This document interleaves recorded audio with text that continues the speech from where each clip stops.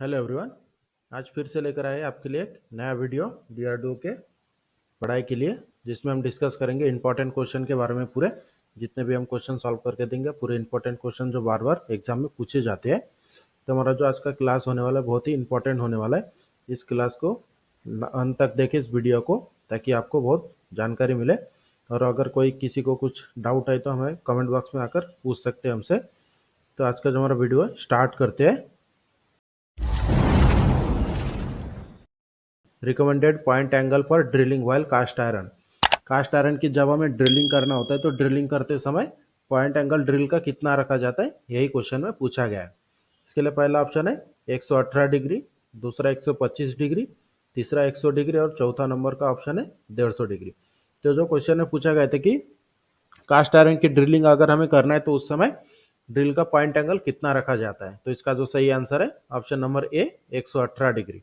Next question, the grade of accuracy of manufacturer represented by number symbol both for hole and shaft ranging from।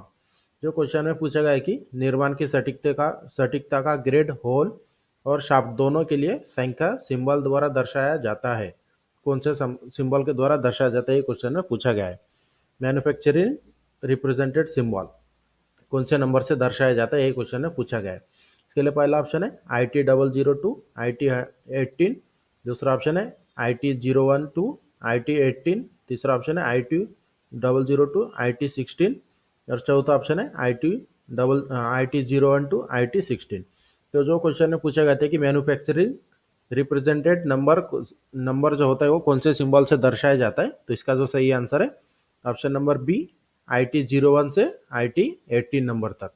Next question, pitch diameter of thread is equal to. जो question में पूछा गया है कि question को हम थोड़ा easy कर देते हैं कि क्वेश्चन में इस तरह से पूछा गया है कि पिच डायमीटर अगर हमें कैलकुलेट करना है तो उस समय कौन से फार्मूला का उपयोग करके पिच डायमीटर को कैलकुलेट किया जा सकता है। तो इसके लिए पहला ऑप्शन यहाँ पर आप देख सकते हैं, माइनर डायमीटर माइनस 2 डेप्थ, दूसरा ऑप्शन है मेजर डायमीटर माइनस 2 डेप्थ, तीसरा ऑप्शन है minor diameter minus single depth और चौथा ऑप्शन है major diameter minus single depth.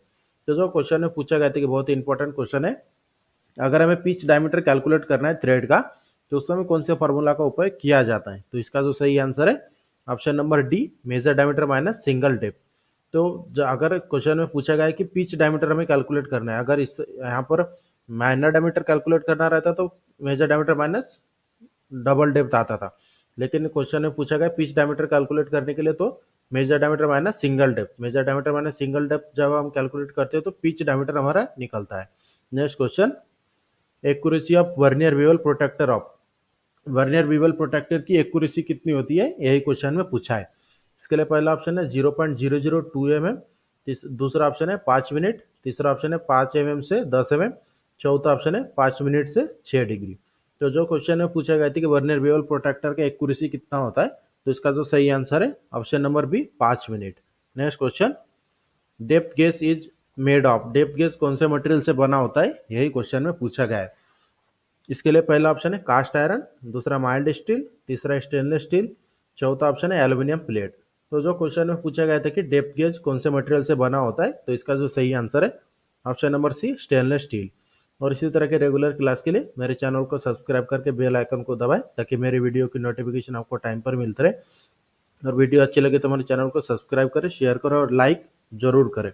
Video को अंत तक देखें। तो नेक्स्ट क्वेश्चन है, हाँ मैनी टाइप्स ऑफ ड्राइव्स। जो क्वेश्चन पूछा गया है ये क्वेश्चन हमारा पावर ट्रांसमिट चैप्टर का है, पावर ट्रांसमिशन चैप्टर का है। कि जो ड्राइव होते हैं वो कौन से कितने प्रकार के ड्राइव होते हैं, यही क्वेश्चन में पूछा है। इसके लिए पहला ऑप्शन है 3 प्रकार के, दूसरा ऑप्शन है 4 प्रकार के, तीसरा ऑप्शन है 2 प्रकार के और चौथा ऑप्शन है 1 प्रकार के। तो जो क्वेश्चन में पूछा गया कि ड्राइव कितने प्रकार के होते हैं, तो ड्राइव हमारा होता है ऑप्शन नंबर सी 2 प्रकार के। जो ड्राइव होते हैं, एक पहला होता है इंडिविजुअल ड्राइव, जो सिंगल मोटर से ही कोई भी एक मशीन को एक ही मोटर से चलाया जाता है, और दूसरा होता है ग्रुप ड्राइव, जो एक मोटर से बहुत सारे मशीनों को चलाया जाता है, जिससे बोला जाता है ग्रुप ड्राइव। तो ड्राइव हमारा होता है 2 प्रकार के। Next question, helical gear is form of cylindrical but teeth are. जो क्वेश्चन में पूछा गया है कि हेलिकल गियर का रूप सिलेंड्रिकल होता है, लेकिन उसके दांतों का आकार किस प्रकार से होता है, यही क्वेश्चन में पूछा है। इसके लिए पहला ऑप्शन है स्क्वायर गियर जैसा, दूसरा ऑप्शन हेलिकल गियर जैसा, तीसरा ऑप्शन है स्पाइरल फॉर्मेशन में, और चौथा ऑप्शन है पैरेलल फॉर्मेशन में। तो जो क्वेश्चन में पूछा गया था कि हेलिकल गियर का जो रूप होता है वो सिलेंड्रिकल होता है, लेकिन उसके दांतों का रूप कौन सा होता है, यही क्वेश्चन में पूछा है। तो इसका जो सही आंसर है option number b, helical gear जैसा ही होता है। Next question, this alloys are suitable for heavy duty bearing. यह मिश्र यह मिश्र हेवी ड्यूटी शुल्क बेयरिंग के लिए उपयुक्त है, यही क्वेश्चन में पूछा है। यह कौन सा मटेरियल है जो हेवी ड्यूटी बेयरिंग मटेरियल के लिए उपयुक्त किया जाता है। इसके लिए पहला ऑप्शन है कैडमियम बेस अलाय, दूसरा ऑप्शन है व्हाइट मेटल, तीसरा ऑप्शन है एल्युमिनियम बेस मेटल, चौथा ऑप्शन है लीड एंड लिथियम मेटल। तो जो क्वेश्चन है पूछा गया था कि वह कौन सा मिश्र धातु है जो हैवी ड्यूटी बेयरिंग के लिए उपयुक्त होता है, तो इसका जो सही आंसर है option number D, lead and lithium metal. Next question, the number of thread per inch can be checked with. जो क्वेश्चन में पूछा गया है कि थ्रेड का हमें थ्रेड पर इंच चेक करना है तो किसके सहायता से चेक किया जाता है थ्रेड पर इंच, यही क्वेश्चन में पूछा गया है। जो थ्रेड पर इंच होता है जो BSW थ्रेड में होता है, जो मेट्रिक थ्रेड में MM के सहायता से चेक करते हैं, लेकिन जो BSW थ्रेड होते हैं उसमें थ्रेड पर इंच के सहायता से चेक किया जाता है। तो वह कौन से इंस्ट्रूमेंट के सहायता से चेक करते हैं, यही क्वेश्चन में पूछा था। इसके लिए पहला ऑप्शन है स्क्रू थ्रेड माइक्रोमीटर, दूसरा ऑप्शन है स्क्रू पिच गेज, तीसरा ऑप्शन है metric steel rule by counting, और चौथा ऑप्शन है सेंटर गेज। तो जो क्वेश्चन में पूछा गया था कि थ्रेड के जो थ्रेड पर इंच होते हैं उससे किसके सहायता से चेक किया जाता है, तो इसका जो सही आंसर है option number B, screw pitch gauge. Screw pitch gauge ध्यान में रखें कि यह दो प्रकार के होते हैं, एक मेट्रिक थ्रेड चेक करने के लिए जो 60 डिग्री का होता है और दूसरा होता है 55 डिग्री का। एक ही सेट में लगे होते हैं, एक साइड में मेट्रिक दूसरे साइड में ब्रिटिश। तो ब्रिटिश के जो स्क्रू पिच गेज होते हैं उसके ऊपर थ्रेड पर इंच का दिया जाता है। जैसे मान लीजिए कि 1 इंच का थ्रेड है तो उसके साइड में 8 TPI लिखा रहता है, 8 करके लिखा रहता है, जो 8 थ्रेड पर इंच होता है, मतलब 1 इंच में 8 TPI होते हैं। Next question, the width of tool use to cut 10 millimetre pitch square thread. Question बहुत ही इंपॉर्टेंट है कि अगर हमें 10 मिलीमीटर पिच की स्क्वायर थ्रेड कट करना है तो टूल की चौड़ाई कितना रखा जाता है, टूल की विड्थ कितना रखा जाता है, यही क्वेश्चन में पूछा है। इसके लिए पहला ऑप्शन है 10 mm, दूसरा ऑप्शन है 2.5 mm, तीसरा ऑप्शन है 5 mm, चौथा ऑप्शन है 2 mm। तो जो क्वेश्चन है पूछा गया था कि 10 मिलीमीटर पिच स्क्वायर थ्रेड को काटने के लिए कटिंग टूल का विड्थ कितना रखा जाता है, तो इसका जो सही आंसर है ऑप्शन नंबर सी, 5 mm। 5 mm किस तरह से, कभी भी अगर स्क्वायर थ्रेडिंग करते हैं तो जितना उसका थ्रेड का पिच होता है, पिच डिवाइडेड बाय 2 जब हम करते हैं तो इसका कटिंग टूल का विड्थ निकल जाता है। जैसे मान लीजिए कि 10 mm का पिच है तो इसे डिवाइड करेंगे 2 से तो इसका आंसर आता है 5, इसलिए कटिंग टूल का विड्थ कितना दिया है, 5। Next question, the filler metal used during brazing is an ally of. जो क्वेश्चन में पूछा गया है कि ब्रेजिंग करते समय जो फिलर मटेरियल यूज किया जाता है तो उस फिलर मटेरियल का अलाय स्टील क्या कौन सा है, यही क्वेश्चन में पूछा गया है। तो इसके लिए पहला ऑप्शन है कॉपर एंड जिंक, दूसरा ऑप्शन है कॉपर एंड टीन, तीसरा ऑप्शन है लीड एंड कॉपर, और चौथा ऑप्शन है जिंक एंड लीड।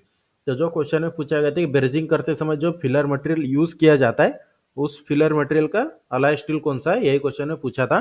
तो इसका जो सही आंसर है option number A, copper and zinc. Next question, the taper ratio of standard metric self holding taper. Standard metric self holding taper का टेपर रेशियो कितना होता है, यही क्वेश्चन में पूछा है। इसके लिए पहला ऑप्शन है 1:20, दूसरा ऑप्शन है 1:25, तीसरा ऑप्शन है 1:30 और चौथा ऑप्शन है 1:50। तो जो क्वेश्चन में पूछा गया है कि standard metric self holding taper का टेपर रेशियो कितना होता है, तो इसका जो सही आंसर है option number D, 1:50।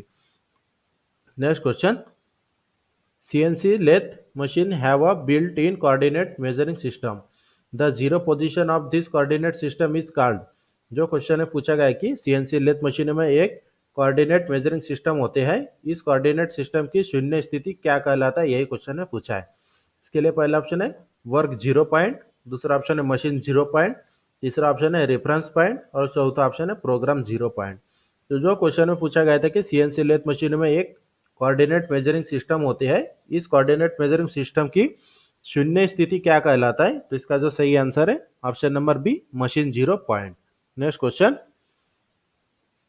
In a multi start thread the axial advanced of bolt in the bolt into the nut for each revolution of the bolt. जो क्वेश्चन है पूछा गया कि एक बोल्ट पे मल्टी स्टार्ट थ्रेड कटे हुए हैं, तो अगर उसमें नट, उस बोल्ट के ऊपर नट को हम एक राउंड रिवॉल्यूशन मतलब घुमाते हैं, तो वह कितनी दूरी, जो दूरी तय करती है, उसे क्या कहा जाता है, यही क्वेश्चन में पूछा है। इसके लिए पहला ऑप्शन है रूट, दूसरा ऑप्शन है लीड, तीसरा ऑप्शन है क्रेस्ट और चौथा ऑप्शन है पीच। जो क्वेश्चन है पूछा गया था कि एक मल्टी स्टार्ट थ्रेड में बोल्ट के ऊपर नट को घुमाने के बाद, एक चक्कर घुमाने के बाद वो जो दूरी तय करती है उसे क्या कहा जाता है, तो इसका जो सही आंसर है option number B, lead. Next question, in a vernier micrometer vernier scale is graduated one. जो क्वेश्चन है पूछा गया कि वर्नियर माइक्रोमीटर में वर्नियर स्केल कहाँ पर मार्किंग किया होता है, यही क्वेश्चन में पूछा है। इसके लिए पहला ऑप्शन है थिम्बल, दूसरा ऑप्शन है फ्रेम, तीसरा ऑप्शन है स्पिंडल, चौथा ऑप्शन है बैरल। जो क्वेश्चन है पूछा गया था कि वर्नियर माइक्रोमीटर में वर्नियर स्केल की ग्रेजुएशन कौन से पार्ट के ऊपर अंकित होता है, तो इसका जो सही आंसर है option number A, thimble. Next question, which of the following cutting material can not be force to shape easily. जो क्वेश्चन में पूछा गया कि निम्नलिखित में से किस कटिंग मटेरियल को आसानी से आकार देने के लिए फोर्स नहीं किया जा सकता है। इसके लिए पहला ऑप्शन है कार्बाइड, दूसरा सिरामिक्स, तीसरा स्टेलाइट, चौथा ऑप्शन है नॉन ऑफ द मेंशन। तो जो क्वेश्चन में पूछा गया था कि निम्नलिखित में से किस कटिंग मटेरियल को आसानी से आकार देने के लिए फोर्स नहीं किया जा सकता है, तो इसका जो सही आंसर है option number C, stellite. Next question, high speed steel has a excessive wear on रिक्त स्थान। जो क्वेश्चन में पूछा गया है कि हाई स्पीड स्टील का रिक्त स्थान पर अत्यधिक घिसाव होता है, कौन से मटेरियल के ऊपर अत्यधिक घिसाव होता है, यही क्वेश्चन में पूछा गया है। इसके लिए पहला ऑप्शन है कास्टिंग, दूसरा ऑप्शन है हार्ड मटेरियल, तीसरा ऑप्शन है casting and hard material both, मतलब कास्टिंग और हार्ड मटेरियल दोनों के ऊपर, या फिर चौथा ऑप्शन है नॉन ऑफ द अबव। जो क्वेश्चन में पूछा गया था कि हाई स्पीड स्टील का रिक्त स्थान पर अत्यधिक घिसाव होता है, तो इसका जो सही आंसर है option number C, casting and hard material both, मतलब कास्टिंग और हार्ड मटेरियल दोनों के ऊपर अत्यधिक घिसा होता है। Next question, which of the following has poor shock resistant. जो क्वेश्चन में पूछा गया है कि निम्नलिखित में से किसका आघात प्रतिरोध कम होता है, किस मटेरियल का आघात प्रतिरोध कम होता है, तो इसके लिए पहला ऑप्शन है कार्बाइड, दूसरा ऑप्शन है डायमंड, तीसरा ऑप्शन है सिरामिक्स, चौथा ऑप्शन है नॉन ऑफ द मेंशन।